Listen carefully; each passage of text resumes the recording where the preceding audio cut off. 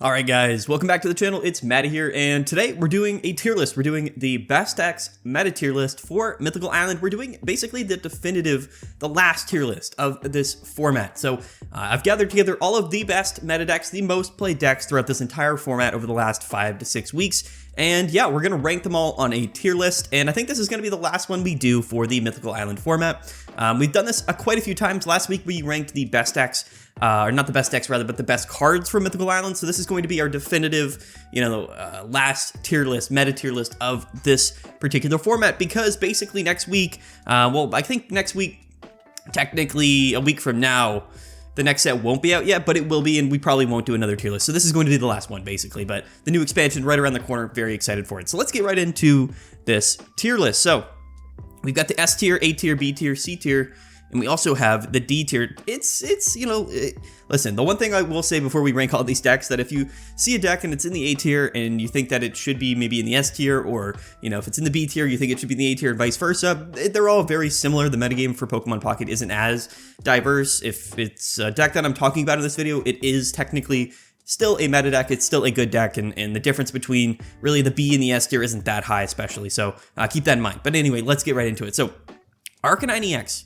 This will be the first one that we rank. Now, I still think that Arcanine is tremendously slept on. It's kind of sitting around the, 6th or 7th most played deck in the format right now. I think a lot of people are actually choosing to switch over to things like Charizard to any degree. We have both versions of Charizard actually on this tier list because they are a little bit different, but Arcanine, you play it with Mew EX, you play it with Moltres. It's really a faster pace fire type deck. It's kind of the most in between fire type deck in the format right now, basically a mix between kind of a setup tempo deck and also more of an aggro deck. Sometimes Moltres can go crazy. Sometimes you can get that Arcanine set up on turn 2, and it can be really strong. 120 damage. You're hitting for weakness against Celebi. You are hitting for weakness against Exeggutor. However, you are a little susceptible to something like a Tauros, or really any Pokemon in the late game. However, you do have that fast-paced potential.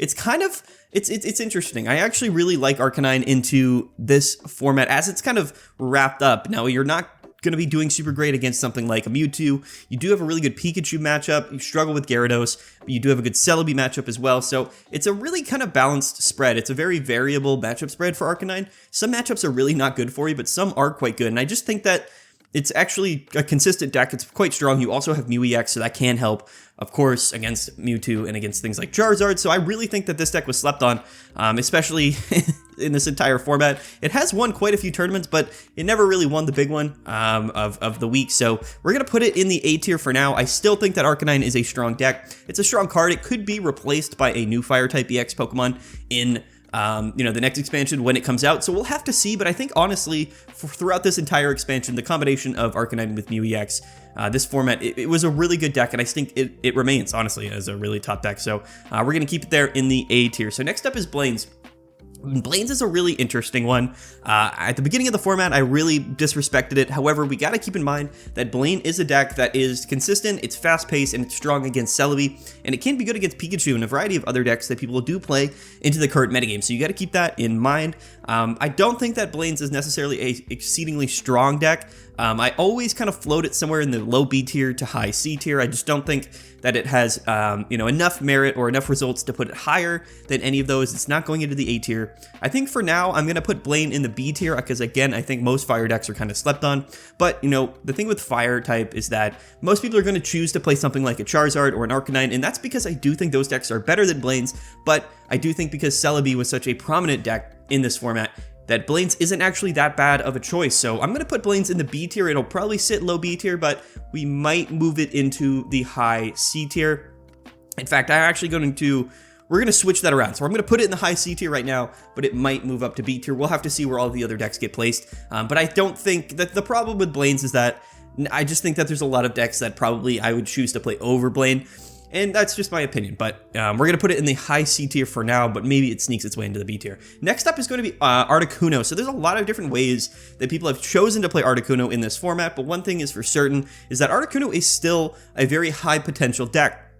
it's really just sort of, it's supposed to be kind of a tempo water deck, but the thing with Articuno is that with Misty's, and Articuno being a basic Pokemon, is that we can get those Blizzard attacks off on our first turn, and that's always a capability of Articuno, so you always have that chance to high roll with Misty, and when you do, the game just feels absolutely unwinnable, and because of that, Articuno is never a bad deck, and I think that most people, especially once all the new cards came out in Mythical Island, people just chose not to play Articuno, and there was another new water type Pokemon that ended up being one of the strongest decks in the game. For similar reasons to Articuno, it just ended up being Gyarados. It wasn't a basic Pokemon, but the strategy really was similar. It's just that people kind of gravitated towards Gyarados, which ended up honestly being the strongest deck. Maybe not the best deck, but the inherently strongest deck of this format. But Articuno, it's still really good. I really kind of want to put it low A tier, but it didn't get enough results. It did make it into a few top cut brackets, but overall, I don't think that Articuno maybe belongs in the A tier for now. It's probably going to go high B tier, at least at the moment. Again, these might change as we kind of see. Once all the decks get put onto the tier list, we might shift them around a little bit.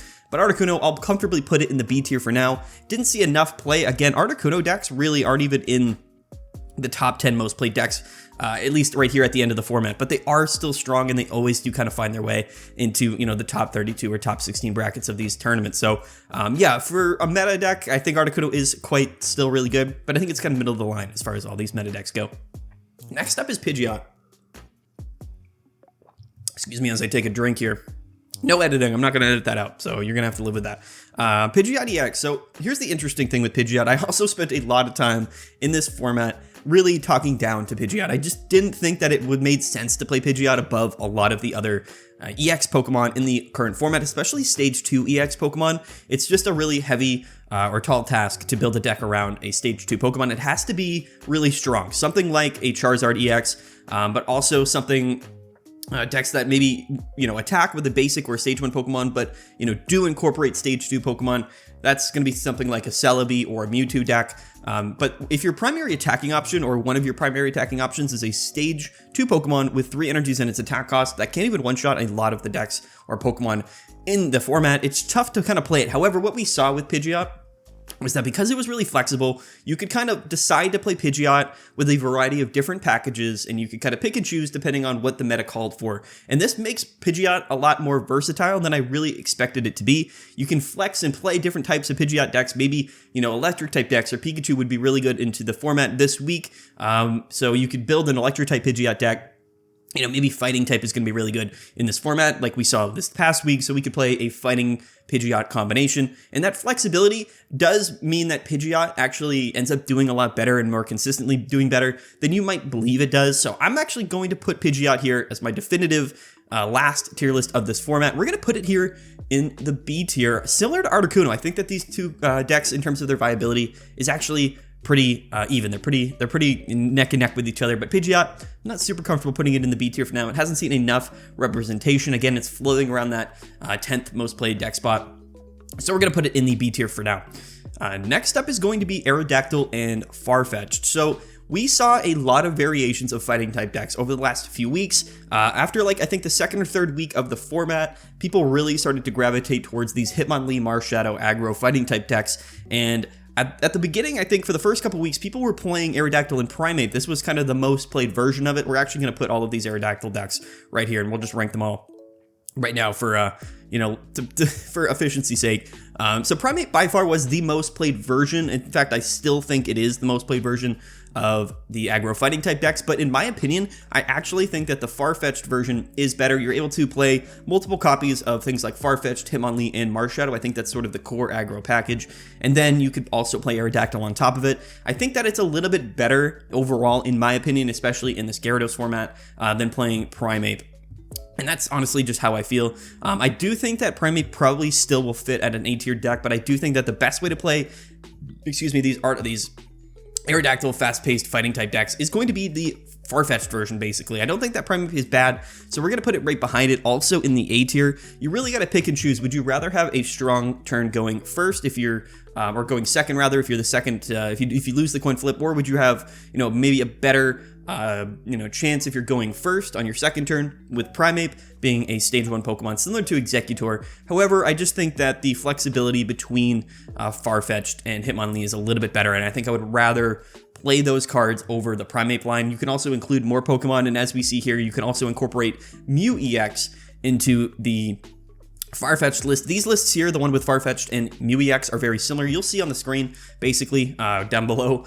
I'll kind of put an example of these decks, but they're very, very similar. They're all really similar, except that basically the difference is, are we going to slot in a Mew EX as a backup attacker? This can be good again. It helps with that Mewtwo matchup. It makes sense, in my opinion. I think a lot of people maybe just don't choose to play Mew EX in Aerodactyl, but the thing is that it makes it honestly a little bit better. So it's tough to say because the results are a little bit lower for this version of Aerodactyl that's incorporating Mew EX, partly because as the sun comes in, it's reflecting off of me. That's tough. It's going to be interesting on the recording, but my window is open. I don't have any shades, so I'm just getting absolutely nailed by the sunlight here. It might look a little strange, but we're just going to roll with it. Yeah, so a lot less people play Mew EX in Aerodactyl, maybe because they don't necessarily realize or understand why they would run it. But it does really significantly improve the matchups. And if you look at the win rates between, all of these Aerodactyl decks, the decks that are incorporating Mew EX actually have a much higher average win rate, which is pretty interesting to keep in mind.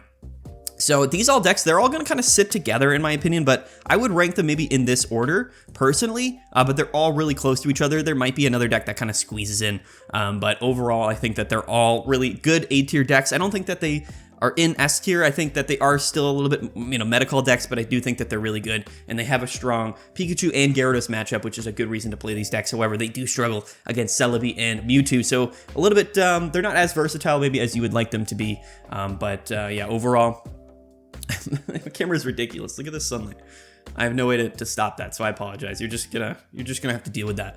I don't normally record first thing in the morning, but that's what happens. So anyway, they're gonna go right here in the A tier. So next up is gonna be Exeggutor and Tauros. This is actually a new list, so very similar to this Exeggutor deck here. In fact, they're almost identical, except this version of Exeggutor, instead of playing Celebi EX with Mew EX, we're actually playing Tauros and Mew. So that's kind of the significant difference here. I think, again, they're both very similar lists, but as things kind of turned out, and really just in this last couple weeks of the format, the Exeggutor-focused sort of aggressive or tempo grass-type decks are actually really impressive. And we saw that this Tauros and Exeggutor deck, and again, I'll put it down below so you can take a look at it, was actually the #1 deck of day one of this past, Ursa Days tournament. And I thought that was really impressive. It went undefeated in day one. It went 9 wins and 1 tie. It didn't lose a single game, and it really makes sense to me. This was the deck that I actually just recently used to get my 5 win streak emblem event, to get my emblem. And I think that it's because this deck honestly doesn't have really any bad matchups. You got to think about it like this. Like, sure, you can struggle a little bit with Gyarados in theory. However, Exeggutor a lot of times is just so fast paced, and you have a backup option. Mew EX is doing 140 damage to Tauros. It's a deck that really can counter and beat anything else in the format, and it is exceptionally consistent because, again, we're not running too many Pokemon, so the chances of us starting with Exeggutor is quite high. Also, there are those matchups against Celebi, against Pikachu, where you can kind of just throw something else in the active spot and then attach your energies right off the bat to the Tauros, and it's a really not a bad strategy, basically. I just think that Tauros is a really underrated, and the combination of Tauros and Mew in the deck really makes this a super, super consistent deck. I'm going to actually put it really high. I know it hasn't seen as much results. It's a relatively new list, but I really do think that this version of Exeggutor, this deck in particular, is one of the best decks in the entire game right now. I'm going to keep it in the A tier because it hasn't seen as much results, or as many results so far. But yeah, I think that Tauros and Mew combination is really slept on. It didn't necessarily see as much shine throughout the format because, again, you do need like a proper leadoff or frontline Pokemon to pair with it. I made a deck that incorporated Weezing with Tauros and Mew early on in the format. It was an anti-meta Mewtwo deck. It didn't really catch on because the format changed in a way that was something I didn't necessarily expect at the time. And still, which is really funny to me, by the way, that throughout this entire format, what I would call the best deck, the most consistently played deck, the most popular deck in this entire format was always Mew EX, right? It was always Mewtwo and Mew EX with Gardevoir. And for some reason, like, nobody really played any counter to it. And I think a big reason for that necessarily was because if you were going to play a counter deck to Mewtwo, it probably was a dark type deck or some type of a deck that probably wasn't great in most other matchups, which again is a little bit tough because, Yes, Mewtwo is the most played deck, but there's still so many Pikachu, Gyarados, Celebes, even Charizards running around. So you had to play a deck that was at least somewhat good across the format. And I think people just chose to play any of those 5 decks rather than really focus on an anti-meta Mewtwo deck. So Mewtwo really ended up dominating this entire format, as I thought it would, but people didn't really necessarily build or play a counter meta to Mewtwo.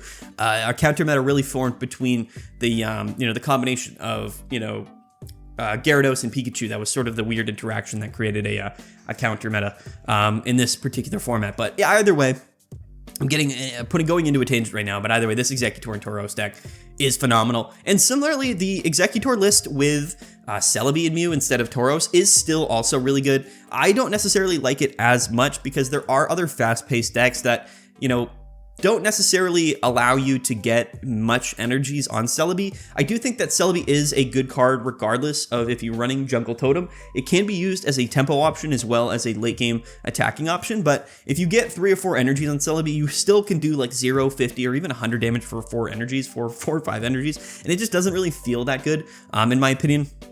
Man, my camera is literally, it's like I'm not even visible right now.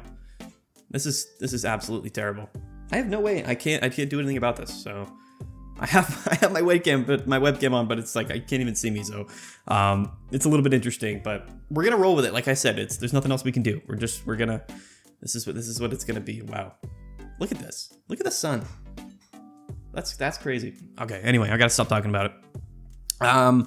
So yeah, I mean, it's interesting. Like you sacrifice basically a consistent like turn 3 or turn 4 attacker by swapping in Celebi to Tauros. Tauros just does 120 damage no matter what. That's 130 with Giovanni, which is a really good number, and it's consistent and it's turn after turn no matter what. The thing with Celebi is that, like I said, you don't have to use it as your, your backline sweeper or your late game attacker. You can use it as sort of a tempo option. So if you lead off with Celebi on turn 2, you can start doing damage, which is something that the Tauros and Mew deck doesn't necessarily have or isn't able to do. You basically rely on that Exeggutor in the early game. So it's a little bit different in that sense.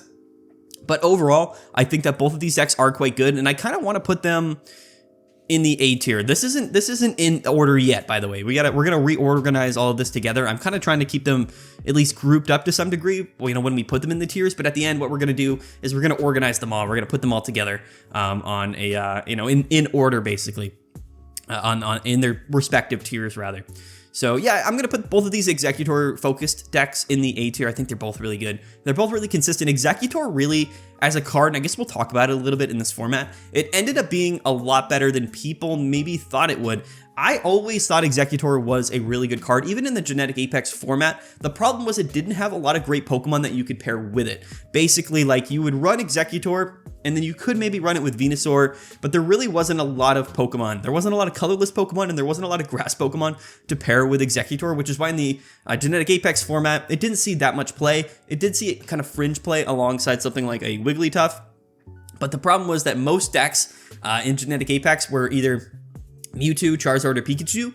And yes, we had technically a decent Pikachu matchup, but we did struggle against Charizard. And Exeggutor does still struggle against Charizard, but I think a lot of people chose to play Gyarados instead of Charizard. And for that reason, I just think that the matchup spreads for Exeggutor came a lot better. Things like Pikachu, things like aggro, fighting type decks also became a lot more popular in this format, which Exeggutor is really strong against. But also, again, we have something like a Celebi EX, we have Tauros, and we have Mew EX. Those are all really good Pokemon to pair with Exeggutor. And I think because of that, it made Exeggutor that much better. I think it made it really top tier, almost an S tier kind of contending Pokemon in this format. So we're going to put them in these two decks in the A tier for now. The other Celebi deck might slide into the S tier. We'll have to see. But basically, really, really strong cards, really strong decks. Next up, we're going to talk about the aggro fighting type package, but instead of playing Aerodactyl, we're playing Greninja. And this is interesting. So what we saw early on in the format especially was a ton of Greninja and Druddigon decks emerge as really contending decks in the format. The combination, that package of Greninja and Druddigon, allowed a lot of different decks to see play. Basically, you could slot in a ton of different Pokemon and pair it with Greninja and Druddigon. And it kind of paved the way for a lot of different decks to see play. We saw that with Golem. We saw it with Blastoise at some point. There's just a lot of different ways, basically, and a lot of different Pokemon that we can pair with that Greninja and Druddigon combination. But a lot of people did realize eventually that you didn't necessarily need to play Druddigon with Greninja. Greninja in its own right was just a good card, and one of my favorite archetypes really of this format was the combination of that aggro, fast-paced fighting type deck and just throwing Greninja along with it. So instead of playing, you know, the old Amber and Aerodactyl, which was kind of one of your late game attacking options, also one of those disruptors that you could leave on your bench, we basically could just swap those cards out for Greninja, which gave us really additional damage throughout the mid to late game that these fighting decks kind of really struggled with. And you kind of relied on Marshadow to do those significant damage to get those KOs, but the combination of Farfetch'd, Hitmonlee in the leadoff, and then you have Marshadow to take the revenge KOs, but also you could fix some of that math and technically deal some bench damage with Greninja in the mid to late game, maybe take a KO from those bench Pokemon as well. With Greninja really made it significantly more versatile in the mid to late game. Now, this never really emerged as like the most popular version of this particular deck list. However, it is still floating within the top 10 most played deck spot, but the win rates for these aggro fighting decks that incorporate Mew EX or incorporate Greninja actually have really consistent win rates. So I really like it. The matchup spreads, again, still a little bit volatile. There's some things that you really are going to struggle against. However, I think it makes the deck that much more flexible. It's a little bit Pokemon heavy, but overall, I think the strategy is pretty airtight, and it is definitively one of the best way to play these aggressive fighting type decks. So I'm going to put it in the A tier. Again, I think that there's going to be a lot of similar kind of variants of different decks in the A tier because I think, you know, just the packages like Exeggutor decks are A tier decks. Aggro fighting decks oftentimes are A tier as well, which is why kind of people play them. So it's going to go in the A tier for sure. That's exactly how I feel about most of these aggro fighting decks. We'll see if anything changes leading up. But let's next take a look at, what is it, Scolipede. So Scolipede is really interesting. So I was talking about how, you know, there wasn't really a counter meta that formed initially in the format, though. Scolipede really did look like it was going to be a significant player with Weezing, and it was going to be that deck that at least was good against Mewtwo and maybe somewhat good across the format. However, like we saw, basically that these fighting type deck, these aggressive fighting type decks really ended up being exceedingly popular. Golem ended up winning that first week of the Ursa Days tournament, which really, again, you know, put people on for these fighting type decks. They were strong against Pikachu. Hitmonlee was good against Gyarados. So they became really popular, and unfortunately Scolipede just did not have a fun time with that at all. Even though Weezing and Scolipede was really strong against Mewtwo, it struggled against a lot of the other most popular decks in the format, and because of that, it really just ended up not being something that was you know, I guess a serious contending deck in the format. It was still a meta deck. If we look at the meta score, it's still kind of floating around the 8th or 9th most played deck spot, but the win rate, the average win rate for Scolipede every week is tremendously low. Again, it really is sort of an anti-meta deck. And it just didn't really fit or didn't have a really balanced matchup spread across this entire format. So unfortunately, I can't put it anywhere higher than the C tier. Its average win rate is exceptionally low. It just isn't very good overall, even though, again, our matchup spread against Mewtwo is exceptionally very good. Against mostly every other deck in the format, it just struggles. So it's unfortunate. I think a lot of people would have liked to seen a really good meta contending dark type deck. I think it would have been really healthy for this format, but unfortunately in Mythical Island, we really didn't see any new fighting type cards. Scolipede was really the only version of it, the only, you know, somewhat decent dark type card that kind of, you know, emerged from Mythical Island, and it's okay. It's not bad, but there's just so many other cards and so many other decks that I think we would rather play than Scolipede. So Scolipede, it's going to find its way here into the C tier, similar to Blane's. However, I don't think it's as good as Blane. I'm just going to put it underneath it for now preemptively, but yeah, unfortunately Scolipede just didn't end up being what we wanted it to be, and because it saw a dramatic decrease in play as time went on, Mewtwo ended up just kind of flourishing throughout this entire format. It really, Mewtwo has really just done everything it wants to do in this particular format, and nothing really stood in its way. And speaking of Mewtwo, yes, here it is, and it is going to go definitively in the S tier. In fact, I'm going to give you just a quick spoiler alert. I believe that Mewtwo is the best deck, or I guess the top deck of this meta.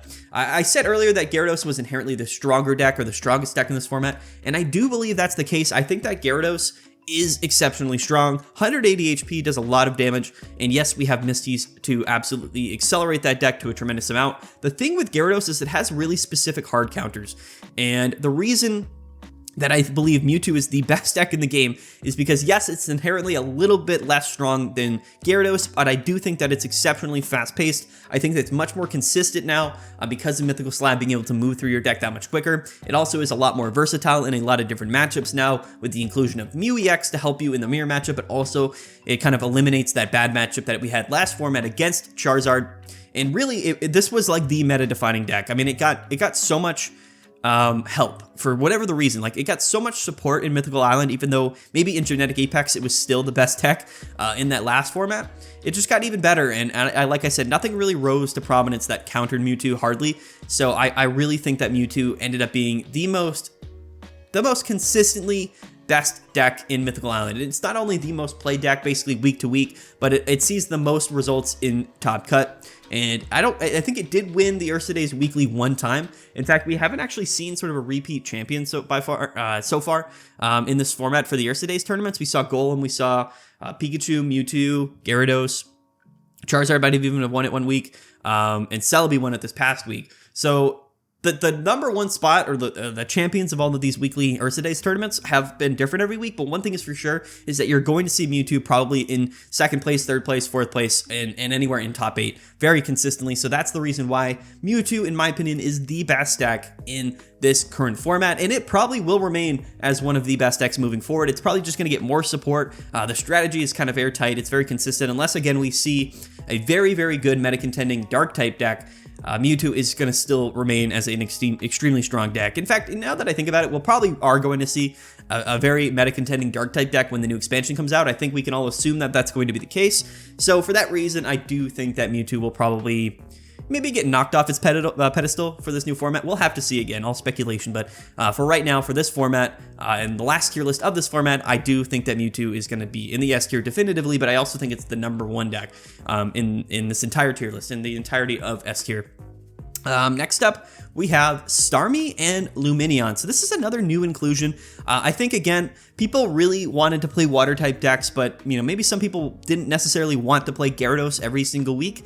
And I think that Starmie and Lumineon is actually a really, really decent, a flexible, consistent, a very consistent water-type deck. One of the big upsides to Starmie and Lumineon, again, is that both Pokemon have free retreat, and we have the flexibility to do very consistent damage both to the active spot and the bench. It makes this deck, again, very consistent. The upside isn't super tremendous. Like, yes, technically, we can have really good pace. It's probably one of the most consistent and fast-paced tempo decks. Similar to Pikachu, we're able to attack on our second turn very consistently, and it's a little bit more flexible, I think, than a lot of the other tempo decks in the format. But again, Fire-type didn't necessarily...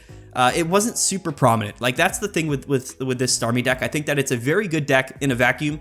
However, Fire-type decks didn't necessarily become anything exceedingly popular. There's still a lot of Exeggutor. There's still a lot of Celebi going around, and there's a lot of Pikachu. Pikachu being kind of the second or third most played deck in the format really makes the Starmie deck feel like it's not always like the best meta call, but it is inherently just a really consistent deck and a really good deck. I am going to kind of comfortably put it in the B tier for now. I would put it in the A tier. I think that it probably deserves to be a low A tier spot, but again, it's a relatively new list. It hasn't seen that much play and that much results. I think over the last couple weeks, it's been, maybe the 6th or 7th most played deck, so it's risen pretty considerably in play. It has a pretty consistent win rate, but again, once you get into Top Cut and you're facing down all of those Celebi decks and you're facing down all of those Pikachu decks, even Mewtwo as well, it can be a little bit of a struggle. However, we are strong against the fire decks, we're strong against the fighting type decks, and we do have a decent Gyarados matchup, again, because we are able to do bench damage with Lumineon. So it's very flexible, very consistent. I kind of do want to put it in the A tier, but we're going to put it in the B tier for now.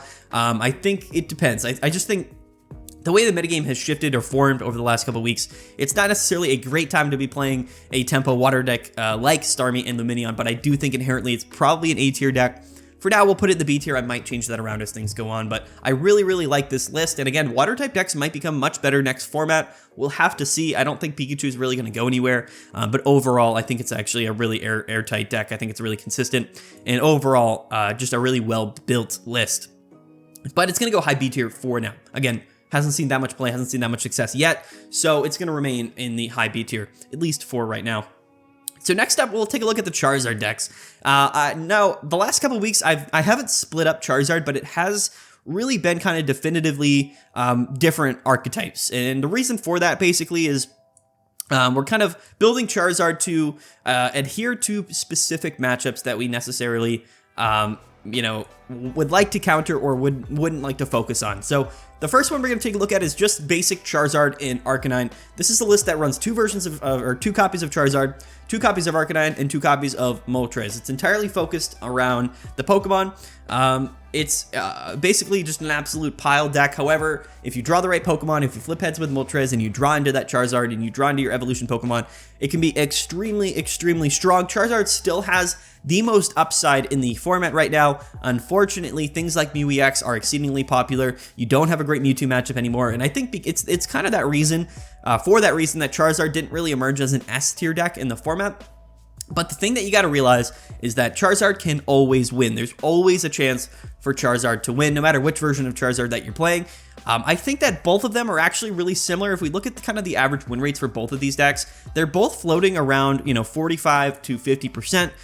Now, the average win rate for Charizard isn't going to be that high, but that's not necessarily, that doesn't mean that Charizard as a deck isn't a good deck, right? The average win rate doesn't necessarily categorize you on the tier list. The thing with Charizard is that, yes, your average win rate is going to be lower than kind of the other decks, maybe in the A and the S tier, but your top side, right? Like the maximum upside of Charizard is potentially higher than every other deck in the game, and that's why week after week, Charizard being kind of the 5th most played deck in the format, we see that Charizard ends up in the top cut or high top cut. Top 8, top 16, top 4 even sometimes, week after week after week, and that's because out of all the people that are playing Charizard in any given tournament, one of them is just going to get lucky throughout all of its matches. It's going to hit the right matchups, it's going to draw the right cards, and if you're going against a Charizard that gets set up as early as possible, there's really not much you can do about it. So it's for that reason that I do think that Charizard kind of fits in the A tier, similarly with Arcanine. Both versions of Charizard are going to go into the A tier, but let's talk about this version of Charizard really quick. So the difference here is that instead of running 2 copies of Growlithe and Arcanine, we're running 1 copy, except we're kind of, we're tacking in a Mew EX, and this is again going to help us in the mirror matchup. It's also going to help us in the Mewtwo matchup as well. The strategy here, and I actually think that this is the better way to play Charizard right now, so I'm also going to put it in the A tier. I'm going to put it above the Arcanine version. They're both very, very similar. Again, kind of very minute differences between these 2 decks, but again, that Mew EX really does go a long way. Basically, the way that this deck particularly works, and I think that the flow of the deck is really good, that you want Moltres in the active spot, of course. You want to start using the Moltres attack to basically set up your Charizard on your bench, or Charmander, Charmeleon, whatever it is, and basically you can just use that Moltres attack turn after turn, accelerate energies to your Charizard, all the while manually attaching turn after turn to your Mew EX on the bench, so that basically by the time your Moltres goes down, you can go into your Charizard and you can attack, and then you also have the backup option of Mew EX once your Charizard does go down. The thing with the deck, though, is that interestingly enough, like its matchup against Mewtwo is interesting, right? Because the flow goes like if Mewtwo gets set up and it KOs your Moltres, hopefully your Charizard's set up by then. You bring in your Charizard and you KO the active Mewtwo EX on your opponent, and then your opponent brings in a Mew EX, KOs your Charizard, and you probably lose. So unless you're outpacing Mewtwo, Mew EX isn't necessarily very useful in that matchup. I think that Mew EX does make this deck a little bit more versatile. So I think that they're both comparable. They're both very comparable decks, but I do think that they're A tier decks. Celebi becoming very popular. We do struggle against Pikachu no matter what. We struggle against any of these tempo water type decks. And the aggressive fighting type decks also kind of have an interesting matchup to Charizard as well. Gyarados does exist. However, the funny thing with Charizard is it actually has a decent Gyarados matchup, which you wouldn't expect, but it really does, because we can one-shot Gyarados, and that is always really, really important. Charizard's just a really powerful card. Yes, it does require quite a bit of setup, but again, if you're getting lucky, if you're drawing the cards that you need, and you're flipping heads with Moltres, there's not a lot of decks that can stand up to you. So it's not necessarily the most consistent deck, but its inherent strength is really, really, really strong.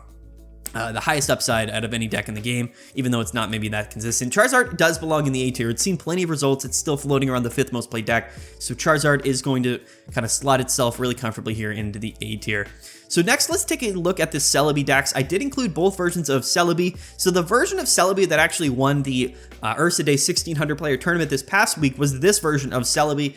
The way that these two decks are different basically is that both are focused around Celebi and Jungle Totem. However, if a Celebi Jungle Totem deck is running 2 copies of Exeggutor, then it categorizes itself as this. And if it's only running 1 copy of Exeggutor or no copies of Exeggutor, it gets categorized as this. However, what we saw with the tournament winning Celebi and Superior deck is that we were running 1 copy of Exeggutor EX in one of the new non-EX Exeggutors from Mythical Island. And I actually think that it's a really clever and a really versatile way to play Celebi. Now, I think that both of these versions of Celebi really are, again, they're piles. They're running just a ton of different Pokemon. Again, it's a very high upside deck. However, we have a little bit more of a stronger early game potential than Charizard, even though our late game potential isn't necessarily as consistent as Charizard.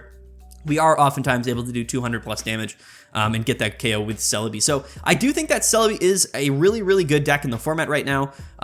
It's interesting to me. It's hard for me to kind of put these Celebi decks in the S tier. I really wanted to put maybe one Celebi deck in the S tier, but the thing here is that, in my opinion, I still visualize Celebi and Pikachu similarly together, both really below to some degree Gyarados and Mewtwo. Those are the 2 decks that I personally think are the best decks in the format. The thing is with Gyarados is it has hard counters. Like, part of me only wants to put Mewtwo in the S tier and nothing else, but I know that that's not the case. So I think what we're probably going to do for the purposes of this tier list, and I kind of do it differently every week, but since we have such a heavy A tier, I do think that there are sort of those top 4 decks that have really cemented themselves above all of the other decks in the format. And even though this Celebi deck did win, basically these two are so similar that it doesn't necessarily make sense to me to kind of categorize them as different decks. So here's what we're going to do for the purposes of this tier list. Basically, this Celebi list, we're gonna just basically say that this is Celebi without Exeggutor EX. This is what we're gonna call this Celebi list, even though on Limitless it's categorized differently. So if we're kind of considering this a Celebi deck without Exeggutor, I'm going to put it in the A tier. And this seems low, but that's why I'm going to be putting this Celebi deck with Exeggutor, and we're going to be putting this in the S tier. So Celebi decks without Exeggutor are still pretty good. However, you kind of rely on leading off with Celebi EX as sort of a tempo option.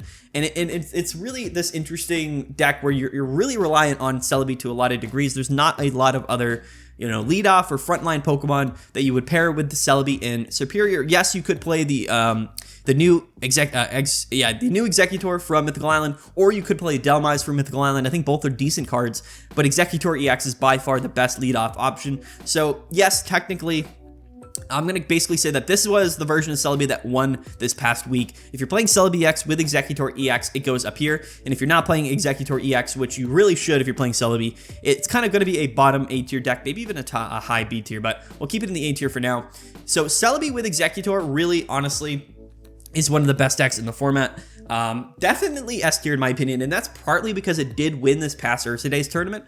But overall, it's been one of the highest placing decks over the last 4 or a couple weeks. Over this entire format, it's got really everything going for it. You have strong late game options. Superior can be used as an attacking option. And Exeggutor, again, one of the best leadoff Pokemon in the entire game. You have access to Ericas, you have access to Potions, so against those aggressive Finding type decks, it is exceedingly really good. You do still struggle against the Fire type decks, but we have decent matchups against basically everything across the board. I think that Celebi, again, kind of a pile deck similar to Charizard, but I think it's seen a little bit more play and it's seen more success than Charizard, which is why I'm going to put it in the S tier here. A little bit more tentatively. It's definitely not going to be as high as maybe the other decks in the S tier, but I do think that at least one version of Celebi deserves to be in the S tier. I will put versions or examples of deck lists below here, below my webcam here on the recording, so you get an idea basically of these two decks, but Celebi EX with Jungle Totem and Exeggutor, I'm going to put it comfortably in the S tier. Yes, it did win, so it is one of those first placing decks. I think it's one of the top 4 decks of the format. Do I think it's 3rd or 4th place or even 2nd place? We'll have to see, but I do believe that we belong in the S tier, that this deck belongs in the S tier. Okay, so next up we're going to take a look at Golem. Now, unfortunately, I do think that Golem is going to fall very much in the C tier, again, alongside something like a Scolipede and a Blane. Golem did, and the interesting thing about Golem is that it did actually win, I believe, the first Ursa Days tournament of the format. Now, you can put as much weight in that as you want. A lot of times, the first tournaments of the new formats are a little bit funky. People don't necessarily know what the best decks are, and really what we saw was that as the weeks went on, and as people really decided, what they wanted to play, what the best way to play certain cards and certain decks were, certain archetypes, Golem really fell way down. In fact, it's not even a top 10 most played deck right now, and it always has a sub 40% win rate in the tournament. So I really compare this to Scolipede, except it doesn't have necessarily like specific matchups that it's exceedingly strong against. I think it's just a very average deck, and even though it did win the tournament, I think that what it did was really importantly, it showed people how impressive Druddigon was and how good fighting type decks in general can be. But again, it kind of was the reason why a lot of these Aerodactyl and aggro fighting decks came to prominence. The big upside to this Golem deck at the time was that it was running Marshadow and Hitmonlee, and people realized that that was really the part of the deck that was the best, and they kind of took that version, that package of the fighting type decks, and they kind of paired it in different ways that were a little bit more successful, a little bit more fast-paced as we saw. So this was kind of the godfather of a lot of these fighting decks that we see in the A tier, but unfortunately, as the weeks went on, Golem just didn't really appear to be that strong of a deck. In fact, it's hard to consider any of these decks in the C tier real like meta decks, but they do still see some considerable play, and they aren't bad decks, and technically they still can win pretty consistently. So we're going to put them in the C tier. Again, Golem, it's just, it's fallen. It went from being the sort of inaugural winner of this format from the Ursa Days tournament to being just a deck that almost nobody plays, unfortunately. So I feel a little bit bad for Golem, but overall, I think there's a lot of better options. In fact, basically every deck above it is a better deck to play. So we're going to put Golem here in the C tier. Next is going to be Gyarados. So yes, Gyarados is going to go in the S tier. Again, it's inherently the strongest deck in the game. Like if it didn't have specific matchups that a lot of people against decks that a lot of people play that were really strong against Gyarados, it would probably be the S tier slot. But again, Pikachu and Substrika, the second most popular deck in the format, very, very good against Gyarados. It's almost an auto win. And these aggressive fighting type decks with Hitmonlee also have really good Gyarados matchups because they're able to snipe your bench Magikarp. Pikachu, again, just hits for super effective on Gyarados, and it's fast paced. So Gyarados struggles against those matchups, even though it still remains as one of the most successful decks in the entire game. It always has a 50% or higher average win rate. It's floating around the second or third most played deck every week to week. It's exceedingly strong. It has gotten first place at one of these Ursa Days tournaments. In fact, it might have actually won the largest Ursa Days tournament. But again, I think its matchup spreads are a little bit more volatile. It is really good against a lot of the decks in the format, but does struggle really severely against particular decks that are all pretty common. So for that reason, Gyarados is going to go in the S tier, but spoiler alert, it's not the number one. Like I said, I believe that Mewtwo is the best deck in the game, but Gyarados has to go in the S tier. It's just such a strong card, and it's just a really, really good deck. It kind of pioneered or really brought to light that Greninja and Druddigon combination. It's really the perfect partner in those decks. I really, really love Gyarados. I think it, again, is inherently really, really strong. If you hit the right matchups, there's not a lot of decks that can beat you, and that's why we see Gyarados do really well. Although, in recent weeks, it's struggled in sort of the top 32 bracket or to enter the top 32 bracket, and I think a big reason for that is a lot of people have chosen to play Pikachu, and that kind of means that Gyarados gets, knocked down its pedestal a little bit. But because it's still such a strong deck, it deserves to be in the S tier. So not much else I can say about Gyarados. Exceedingly strong. Again, it does struggle against particularly matchups, but it just doesn't seem to matter. It still performs really well week to week. Currently sitting at the third most played deck in the format. And next up, we're going to see the Mew EX and Tauros sort of bullfrog archetype. This is another archetype similarly to the fighting type package deck. That is actually, hold on, let me categorize these a little bit differently. These are a little bit more similar, so it's kind of the other way to play the Greninja archetype. Instead of playing that aggressive, fighting type package, we're playing something like Tauros, we're playing Mew EX, and we might also play Farfetch'd in the deck, as well as sort of a leadoff option. Again, Greninja, really versatile. It fixes a lot of different maths in this format. It's just good. A lot of games end up going a little bit long with things like Mewtwo, Gyarados, Celebi, even Charizard, Exeggutor decks as well.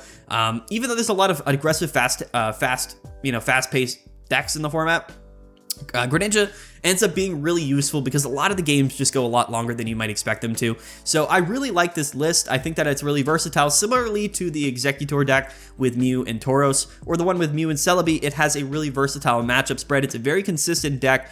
It can beat basically everything in the format. The reason it goes into the A tier because it never really took off in popularity, and that's really the case with a lot of these A tier decks. They have tremendous win rates. They have really balanced matchup spreads, but unfortunately, they didn't really kind of settle into like the top 3 or top 4 most played play decks. So because of that, we didn't really see them win a lot of tournaments or you know, get a lot of, you know, consistently high placing placements.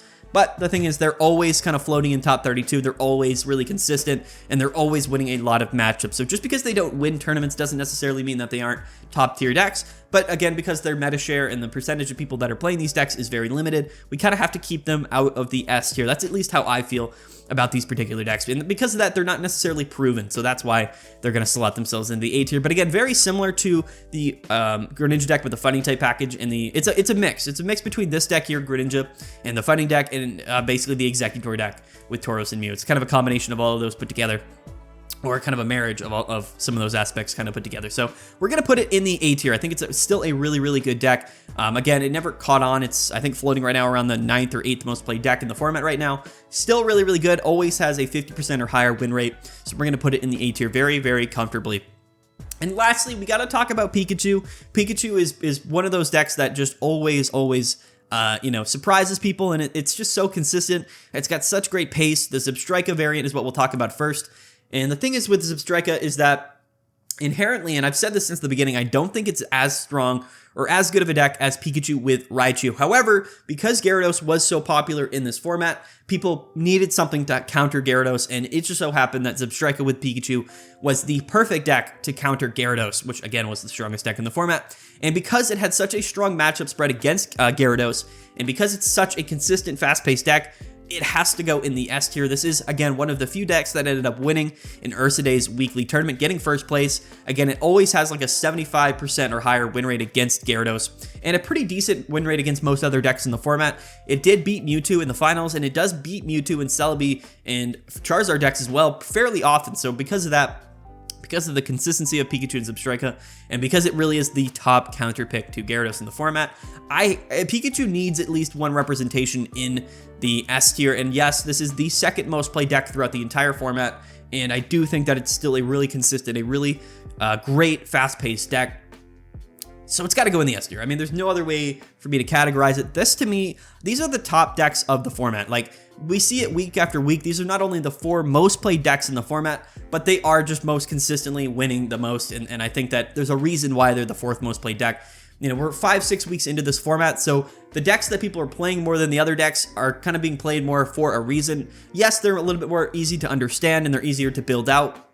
So they're more like defined archetypes than some of these combo options here in the A tier.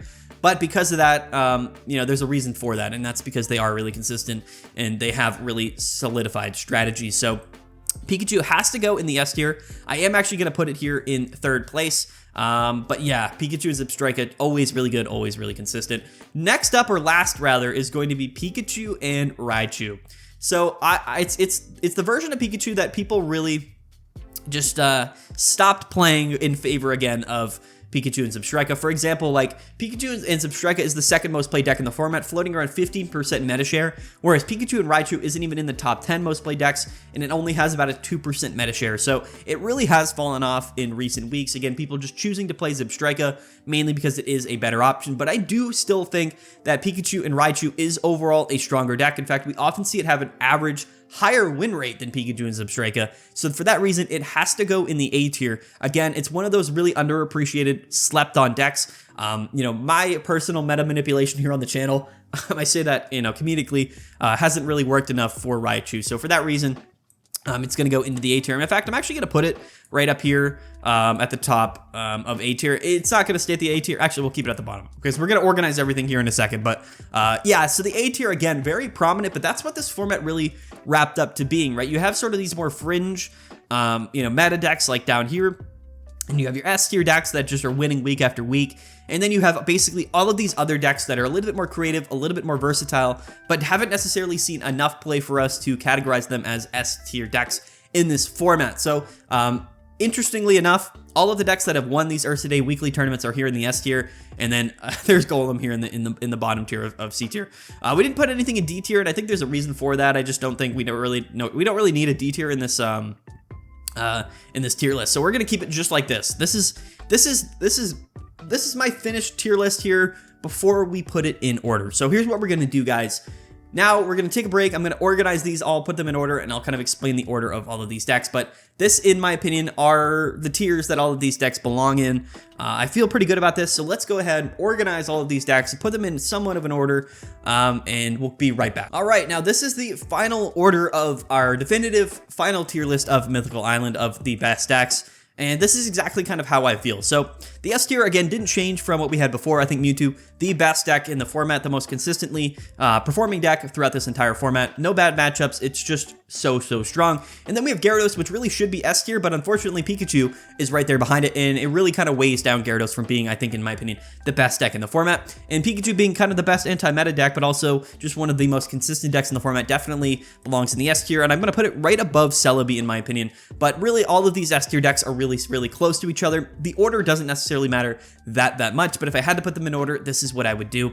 And then going into the A tier, again, like the top of A tier and the bottom of A tier is so similar to each other, it's hard to kind of put them in the correct order. However, I do think that the aggressive fighting type aggro deck with Farfetch'd and Aerodactyl is kind of the next best deck to be played in this format, along with the new Charizard and Moltres deck that combines it with Mew EX and Arcanine, basically that fire type pile deck. Again, I think these decks are extremely good just outside of S tier. Similarly to the Aerodactyl deck that does incorporate Mew EX, you could put this right here. It doesn't really matter. It's just seen less play. It's less kind of proven, but overall, I think that, again, very similar to the other aggressive fighting type decks. And then we have the Exeggutor and Tauros deck. This is a new inclusion, but I really love this deck, so I think it does belong in high A tier. And next, we have the other Charizard deck and the other Aerodactyl deck behind it. Again, I do kind of want to put these below these other decks above them, but again, very similar, extremely similar in how they're built, but also how they're performing as well. In my opinion, it comes down to preference. Again, all of these decks very closely together, tied in this particular tier.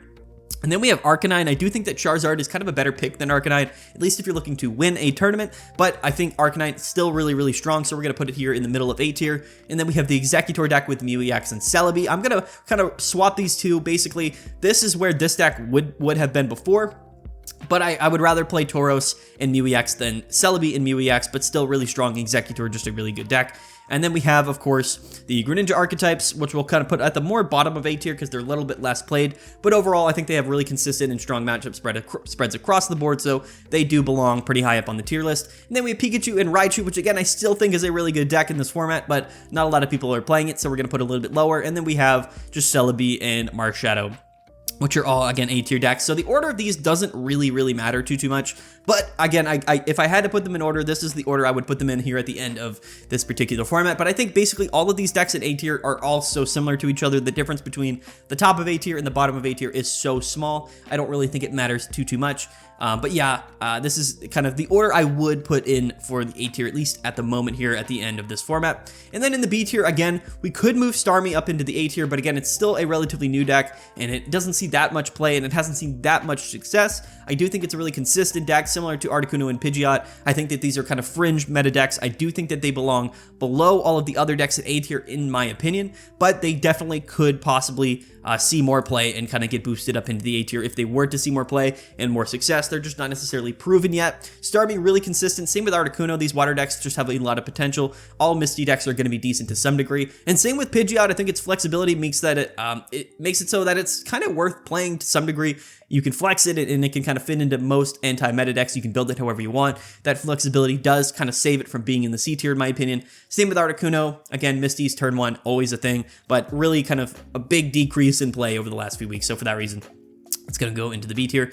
And then here we have Scolipede, Blane, and Golem all into the C tier. It doesn't necessarily matter the order here, but I do think Golem kind of the worst of all of these. I would kind of choose to put Scolipede over Blane's because it does have a good Mewtwo matchup, but overall, these decks just aren't really decks that I would choose to play above anything else in the format. Again, very fringed meta decks, but they do still see play, so they're going to go here into the C tier. So this is it. This right here is my final tier list of Mythical Island format. Next week, we should be going into this new format when the new expansion comes out, which I'm really excited about. So if you guys want to stay tuned, don't forget to like this video and subscribe, hit the notification bell to stay notified for all of the future videos that we're going to be making here on the channel. I'm really excited about that. And yeah, the support has been incredible over the last few weeks. So I'm so excited to make a bunch of new videos and talk about the new format as it formulates here with this new expansion that comes out in next week. So we should be getting an announcement on that soon. So hopefully in the next few days we have some more information. But yeah, this is it, guys. This is my definitive final Mythical Island tier list. I'm really excited about it. and I feel really good about it. But comment below, what do you disagree with? What do you agree with? I would love to hear your guys' opinions.